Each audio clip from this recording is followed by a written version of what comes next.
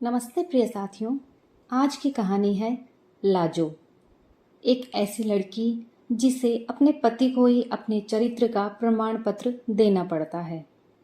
अगर कहानी पसंद आए तो प्लीज़ चैनल को लाइक सब्सक्राइब ज़रूर कीजिए। मेरी मेहनत का फल मुझे ज़रूर मिल जाएगा अगर आप मेरे चैनल को सब्सक्राइब कर लेंगे। चलिए कहानी शुरू करते हैं। लाजो गांव की सीधी साधी अल्हड़ और बेहद खूबसूरत लड़की थी। उम्र 18-19 साल। 2 साल पहले उसके माँ बाप की एक हादसे में मौत हो गई। उसके बाद भैया भाभी ने उसकी शादी किशन से करा दी और अपनी जिम्मेदारी का पल्ला झाड़ लिया। तब तक वो 12वीं कक्षा तक पढ़ी। किशन 25 साल का नौजवान था जो फौज में था। इस समय उसकी पोस्टिंग दिल्ली में थी। शादी के समय किशन को 15 दिन की छुट्टी मिली थी। तब से वो अभी घर आया था और इस बार अपनी पत्नी लाजो को साथ ले जा रहा था। पति के साथ रेल के एसी डिब्बे में बैठ लाजो बहुत ही खुश हो रही थी। वो पहली बार ऐसे ठंडे डिब्बे में सफर कर रही थी, वो भी अपने नए नवेले पति के साथ। खिड़की के पास बैठी लाजो भविष्य के सपने बुनने में इतनी व्यस्त थी कि उसका पति कब उसकी बगल में आकर बैठ गया इसका उसे भान ही नहीं रहा। जब किशन ने लाजो को कोहनी मारकर छेड़ा तो वो वर्तमान के धरातल पर आई। उसने प्यार से पति को मुस्कुरा कर देखा और उसके कंधे पर अपना सिर टिका दिया। किशन की बर्थ लाजो की बर्थ के ऊपर थी। सामने की सीट पर एक नौजवान बैठा था जो अजीब सी नजरों से लाजो को घूरे जा रहा था। उसकी गहरी नीली आंखें मानो लाजो के शरीर के अंदर तक का मुआयना कर रही थी। लाजो इस बात से असहज महसूस कर रही थी। उस नौजवान की उम्र भी किशन के बराबर ही रही होगी। किशन ने उससे अपने साथ सीट बदलने का आग्रह किया तो उसने बताया कि ये उसकी सीट नहीं है बल्कि उसकी सीट ऊपर की है। किशन ने सोचा इस सीट पर जो भी आएगा तो वह उससे सीट बदलने की बात कर लेगा। उनका आपस में परिचय हुआ। वो नौजवान एक प्राइवेट कंपनी में नौकरी करता था। उसकी पोस्टिंग मुंबई में थी। वो किसी शादी समारोह से लौट रहा था और अपनी बहन के पास दिल्ली जा रहा था। किशन उसके साथ बातों में व्यस्त था पर लाजो को ये अच्छा नहीं लग रहा था। वो पति के साथ ढेर सारी बातें करना चाहती थी पर वो आदमी कबाब में हड्डी बन उसकी सारी उम्मीदों पर पानी फेर रहा था। जब लाजो से रहा नहीं गया तो वो बोली, सुनिए मुझे तो भूख लगी है, खाना निकालूं? किशन के हाँ कहते ही लाजो खाना निकालने लगी तो सामने वाला नौजवान जिसका नाम कपिल था वहां से उठकर जाने लगा। किशन ने उसे भी खाने के लिए पूछा तो थोड़ी ना नुकर के बाद वो मान गया। खाना खाने के बाद धन्यवाद कहकर कपिल ऊपर अपनी सीट पर चला गया। किशन अब लाजो के साथ सट कर बैठ गया और धीरे धीरे प्यार भरी बातें करने लगा। लाजो का शर्म से चेहरा लाल हो रहा था। डिब्बा तकरीबन खाली सा ही था। अमावस की रात थी और बाहर घनघोर अंधकार छाया था। दीन दुनिया से बेखबर पति पत्नी का जोड़ा अपनी प्यार की दुनिया में खोया था। इस बात से अनजान कि 2 आंखें लगातार उन पर नजरें जमाए हुए थी। किशन ने लाजो के कान में धीमे से फुसफुसाकर कहा कि थोड़ी देर बाद सबके सो जाने पर वो उसकी सीट पर आ जाएगा। ये सुनकर लाजो की दिल की धड़कनें तेज हो गई और पलकें खुद ही झुक गई। पर अचानक उसे लगा कि उन्हें कोई घूर रहा है। उसकी नजर ऊपर गई तो उसने देखा कि कपिल उसे अपलक देखे जा रहा था। तभी कपिल ने किशन को कॉफी के लिए पूछा तो किशन ने हाँ में सिर हिला दिया। लाजो ने पहले तो आनाकानी की पर किशन के कहने पर 2-4 घूंट कॉफी पीकर डिस्पोजल कप सीट के नीचे सरका दिया। फिर बत्ती बुझाकर लेट गई। किशन और कपिल सामने की सीट पर बैठकर बातें करते हुए कॉफी पीने लगे। काफी ठंड थी तो किशन ने बैग से मंकी कैप निकालकर पहन ली थी। अगला स्टेशन आने पर एक बुजुर्ग औरत उस डब्बे में आ गई। उनकी सामने वाली बर्थ थी। सुनहरे भविष्य के सपनों के झूले में झूलती लाजो को कब नींद ने अपने आगोश में ले लिया उसे पता ही नहीं चला। अचानक नींद में लाजो को महसूस हुआ जैसे किसी ने उसे अपनी बाहों में भर लिया हो। कुनमुनाती हुई लाजो ने जान लिया कि ये किशन है, तो उसने खिसक कर उसके लिए जगह बना दी। प्यार की खुमारी तो छाई ही थी, लिहाजा बिना किसी तीसरे की परवाह किए वे एक दूजे में समा गए। थोड़ी देर बाद किशन ऊपर अपनी सीट पर सोने चला गया। लाजो भी गहरी नींद में सो गई। कुछ घंटों बाद फिर लाजो की नींद में खलल पड़ा। लाजो ने कहा, अरे अभी तो हद है फिर से। पर किशन ने उसका मुंह बंद कर दिया।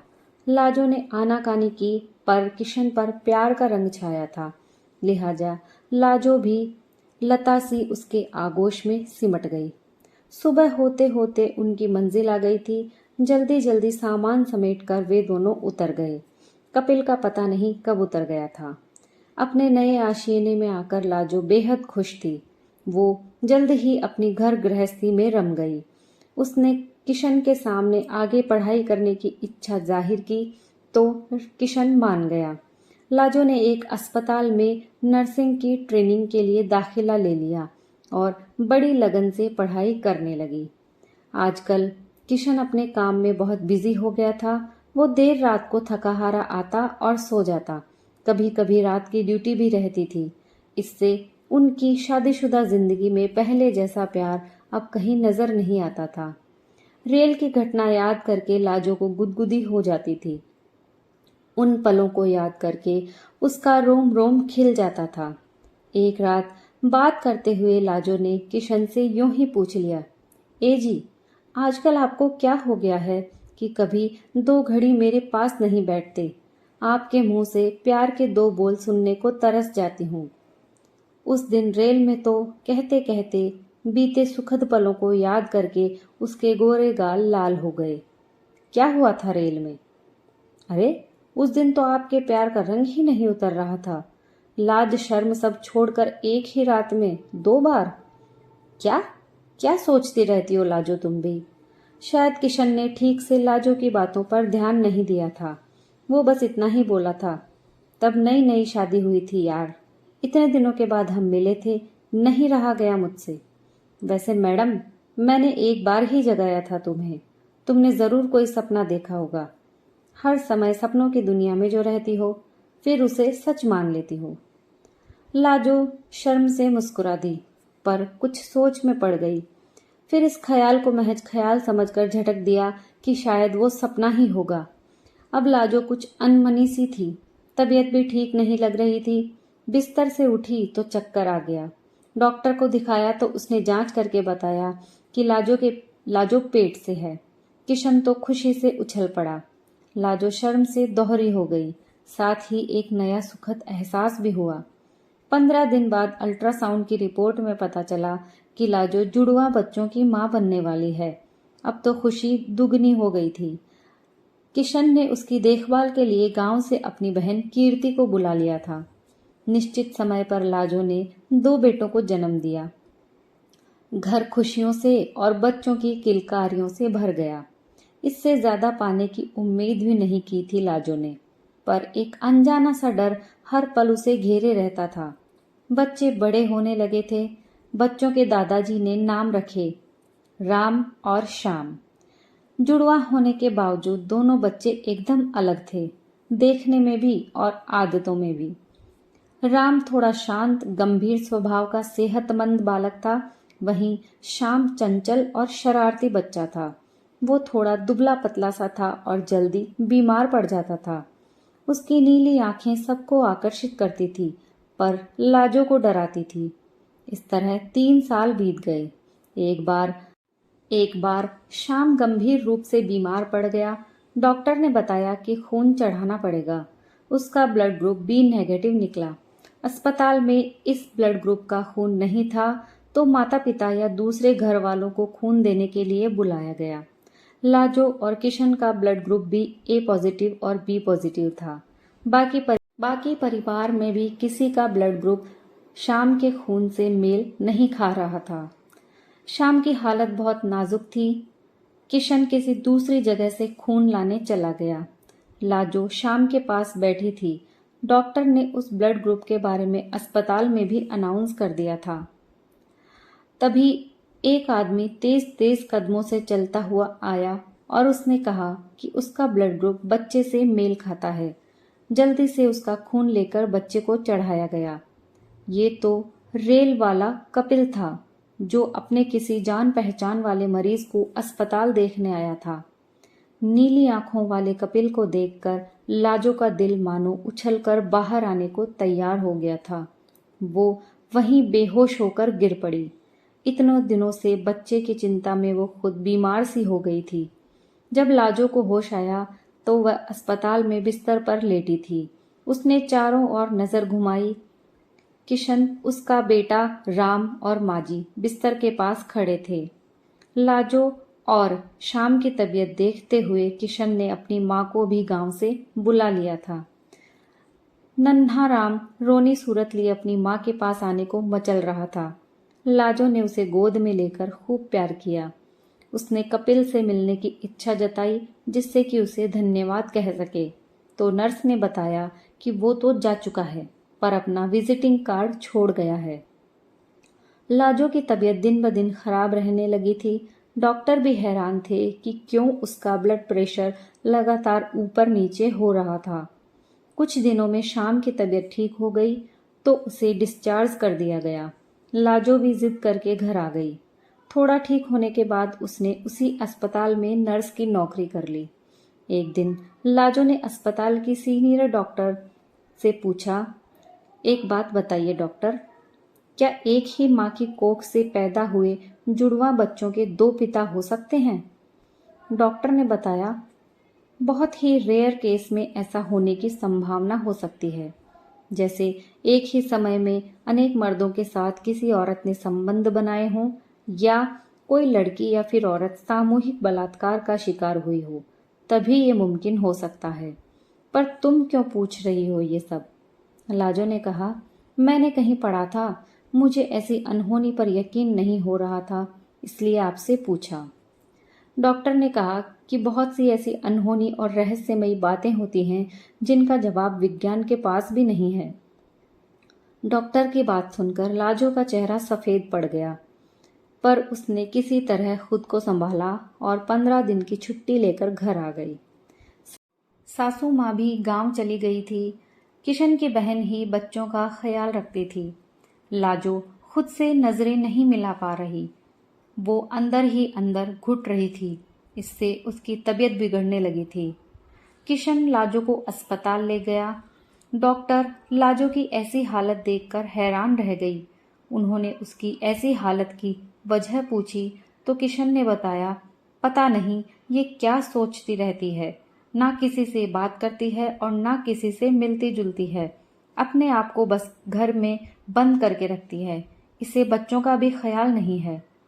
डॉक्टर ने चेकअप के बहाने किशन को बाहर भेज दिया। फिर लाजो से पूछा, सच सच बताओ लाजो, उस दिन तुमने मुझसे जो सवाल पूछे थे, क्या उनका संबंध तुमसे है? क्या तुम्हारे साथ कोई घटना घटी है? घबराओ मत, तुम इस समय मेरी मरीज हो। हमारे बीच जो भी बातें होंगी वो एक राज रहेंगी। अगर तुम नहीं चाहोगी तो मैं तुम्हारे पति को भी नहीं बताऊंगी। ये सुनकर लाजो फफक फफक कर रो पड़ी और रेल में हुई घटना सुनाई। उसने कहा, मुझे अभी भी शक ही है, मैं पक्का नहीं कह सकती कि वो सब वाकई मेरे साथ उस रात हुआ भी था या सिर्फ एक वहम है, क्योंकि मैं तब शायद अपने होशो हवास में नहीं थी, या फिर इतने समय बाद पति मिलन को उतावली हो रही थी। डॉक्टर ने कहा, अगर तुम्हें पक्का करना है तो उस आदमी का और अपने बच्चे का डीएनए टेस्ट करवा लो, सारी बात साफ पता चल जाएगी। किशन के पूछने पर डॉक्टर ने बताया कि 2 बच्चों और घर की जिम्मेदारी से लाजो की यह हालत हुई है और ज्यादा घबराने की जरूरत नहीं है। घर आते ही लाजो अलमारी में वो विजिटिंग कार्ड ढूंढने लगी जो कपिल ने नर्स को दिया था। कार्ड मिलने पर उसने कांपते हाथों से अपने मोबाइल से उसका नंबर मिलाया। अगले दिन शाम को दिखाने के बहाने लाजो अस्पताल पहुंच गई। कपिल पहले से वहां मौजूद था। उसने अपने बुलाने की वजह पूछी तो डॉक्टर ने कहा कि टेस्ट की सभी कार्यवाही पूरी करने के बाद बता दिया जाएगा। कपिल ने आनाकानी करनी चाही तो डॉक्टर ने पुलिस बुलाने की धमकी दी और उससे रेल की उस घटना का सच पूछा। इसी बीच पुलिस को बुला लिया गया और उन लोगों की हाजिरी में डीएनए टेस्ट कराया गया। कपिल ने सबके सामने अपना गुनाह कबूल किया और कहा कि वो रेल में लाजो की सुंदरता पर मोहित हो गया था और उसे पाने की चाहत में उसने कॉफी में नशे की दवा मिलाकर उन दोनों को पिला दी थी। किशन के गहरी नींद में सो जाने के बाद उसने किशन की टोपी पहनकर अंधेरी रात में उस घिनौनी वारदात को अंजाम दिया था। कपिल को पुलिस के हवाले कर दिया गया। 1 हफ्ते बाद रिपोर्ट आ गई। कपिल और श्याम का डीएनए मैच कर रहा था। डॉक्टर ने लाजो को रिपोर्ट पढ़कर बताया, श्याम का पिता कपिल ही है। उसी समय अस्पताल आए किशन ने डॉक्टर की बात सुन ली और पूरी बात जानने के बाद तो वो अपना आपा खो बैठा। वहीं सबके सामने उसने लाजो को खरी खोटी सुनाई, यहाँ तक कि उसने लाजो को चरित्रहीन तक साबित कर दिया। डॉक्टर ने उसे समझाने की लाख कोशिश की, पर किशन हिकारत भरी नजरों से लाजो को देखता हुआ उसे छोड़कर चला गया। लाजो अपने ऊपर लगा इतना बड़ा इल्जाम सह न सकी और सदमे से बेहोश हो गई। इसके बाद वो कोमा में चली गई। महीना भर कोमा में रहने के बाद आखिरकार वो जिंदगी की जंग हार गई। आज एक और अहिल्या किसी इंद्र के छल से अपमानित हुई। कोई कसूर न होते हुए भी अपने ही पति द्वारा कसूरवार ठहरा दी गई और ठुकरा दी गई। आज कोई राम उसके पाषाण हृदय में प्राण न डाल पाया, उसका उद्धार करने नहीं आया। ना ही कोई राम उसके निर्जीव देह में प्राण लौटा सका, क्योंकि वो पति था, परमेश्वर नहीं। दोस्तों, कहानी यहीं समाप्त होती है। अगर आपको कहानी पसंद आई हो तो प्लीज़ लाइक शेयर ज़रूर कीजिए और आप सबसे मेरी एक रिक्वेस्ट है, प्लीज़ मेरे चैनल को सब्सक्राइब कीजिए। मैं रोज़ आपके लिए ऐसी ही अच्छी अच्छी कहानियाँ लेकर आती हूँ। कहानी सुनने के लिए आप सभी का बहुत बहुत धन्यवाद।